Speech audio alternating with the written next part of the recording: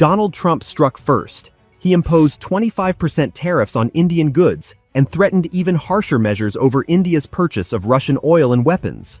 The move was abrupt and risky. Indian exporters were left confused, negotiations froze, and the timing was as tense as it could be. While Washington ramps up pressure on New Delhi, Trump unexpectedly draws closer to Pakistan, signing a new oil deal with Islamabad. This is no longer just about trade, it's about influence, political pressure, and shifting alliances. August 1st became a turning point. Trade between India and the United States worth $130 billion was on the line, and it could collapse at any moment. That would trigger consequences around the globe. On July 25th, Trump posted on Truth Social that starting August 1st, all Indian goods entering the United States would be subject to a 25% tariff, and that was only the beginning. He also threatened additional sanctions over India's energy and military cooperation with Russia. No details, just threats. The message was written in all caps and had an extremely aggressive tone. Exports worth over $88 billion were targeted, including pharmaceuticals, electronics, auto parts, jewelry, and textiles, all vital sectors heavily tied to the US market. India once had an advantage in these areas, but that could vanish overnight. Indian suppliers are already facing difficulties. US buyers are putting contracts on hold and waiting for clarity, and all this is happening just before the main export season, which begins in October. Because of the uncertainty, deals are falling apart before they even begin. What shocked exporters most wasn't the tariffs themselves, but how quickly it all happened. No warnings, no agreements, no regard for months of negotiations. For businesses, it felt like a stab in the back. And judging by Trump's tone, he sent a clear message. An economic confrontation has begun, and India is now at the center of it. But why India? The main reasons are oil, weapons, and close ties with Russia. Despite Western pressure, India continues buying discounted Russian oil, over 1.7 million barrels per day in 2024 alone, second only to China. India also remains the biggest buyer of Russian arms, from fighter jets to missiles. And there's another key factor: India's participation in BRICS. It was one of the founding members alongside Russia, China, Brazil, and South Africa. Today, BRICS is promoting trade in national currencies and building alternatives to the dollar. Trump sees this as a threat. He explicitly stated that BRICS undermines US global standing and vowed to impose 10% tariffs on all member states just for being part of the group. For Trump, India's actions are no longer about trade. It's a test of who sets the rules in the world. That's why the sanctions target not just oil, but India's overall independent position. Yet beneath the threats and bold statements lies a specific goal: access to the Indian market. The US has long sought to lower trade barriers, especially in agriculture. Now Trump is demanding India open its market to American products, from GMO soy and corn to dairy, meat, and processed foods. These industries have strong political influence in the US and have long eyed the Indian consumer. Automobiles and alcohol are also in focus. Currently, India imposes tariffs of up to 125% on imported whiskey and over 60% on passenger cars. Trump wants these rates drastically reduced, but agriculture in India sustains the livelihoods of millions and employs over 40% of the population. Allowing unrestricted access for American goods could trigger mass discontent, especially among small farmers.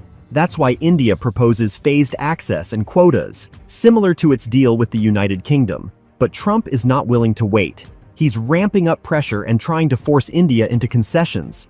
The problem is, this may not lead to compromise, but to a full-blown conflict. The consequences were immediate. In Mumbai, Ahmedabad, and Chennai, key export hubs, American clients began freezing deals. Due to uncertainty, companies are refraining from signing new contracts. Factories that once supplied the US are shutting down. The situation worsened right before the crucial export season starting in October, when shipments of textiles, auto parts, electronics, and pharmaceuticals are usually at their peak. Now, the entire season is at risk. The 25% tariffs are already in effect, and more sanctions could follow. Conditions are also deteriorating in other markets. As tensions rise between the US and China, Chinese companies have begun flooding the European market with lower-priced goods. This is pushing India out, especially amid weak demand in the European Union. Exporters who depended on both markets now find themselves squeezed between tariffs and aggressive price competition.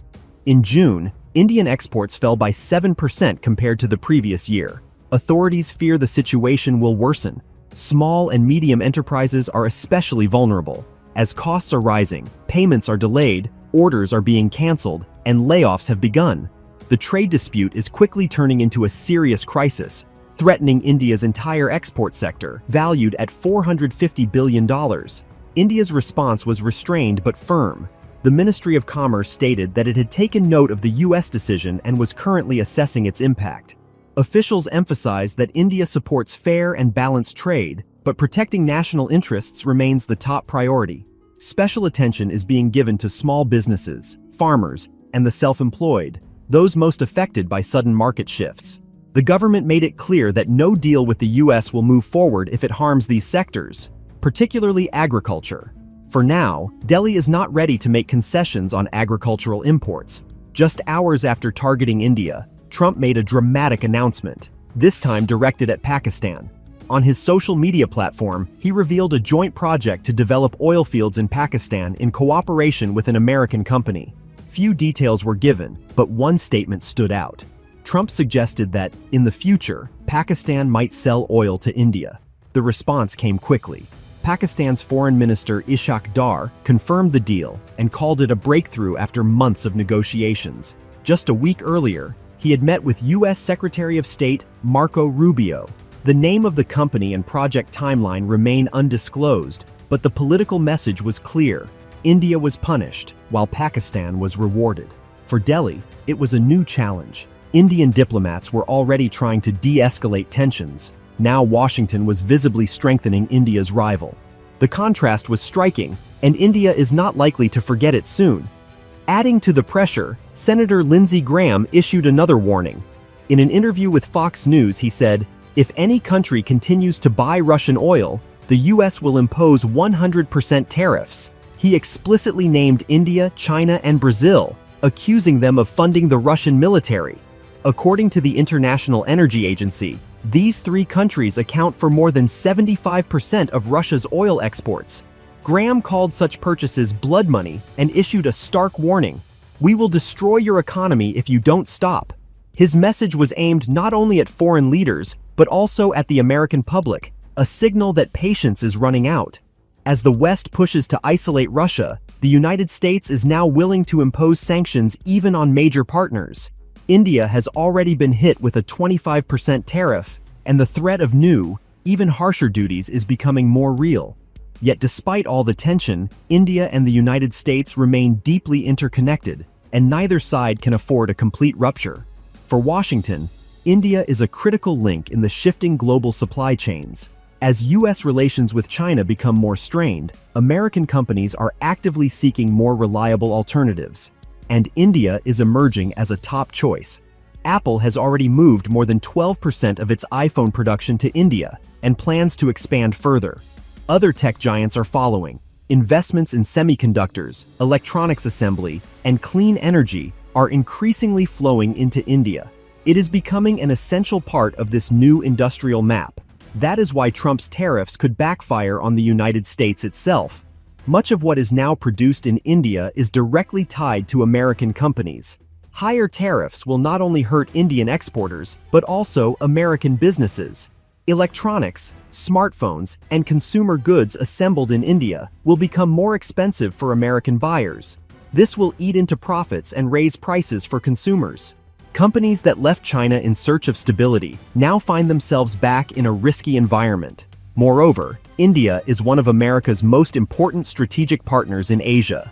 Through the Quad Alliance, it plays a key role in countering China's influence in the Indo-Pacific region. Military cooperation between the two nations has reached new levels, including joint exercises, technology sharing, and co-production of defense systems. Later this year, Trump is expected to visit India for a major defense summit, which could mark the beginning of a reset in trade relations. At least, that is what officials behind the scenes are hoping for. Both Washington and Delhi understand that this partnership is too important to be simply abandoned. But with each passing day, the cost of delay increases. The pressure continues to mount. The 25% tariffs are already in effect. A penalty for BRICS membership could be the next step, and Trump continues to threaten sanctions over ties with Russia. As a result, India now finds itself in a deeply difficult position. What began as a trade dispute is turning into a geopolitical confrontation. And now the central question is, who will back down first, and how much damage will be done before that happens? So if you want to stay informed on the world's most critical developments, make sure to like, subscribe to the channel, and stay tuned. See you in the next video.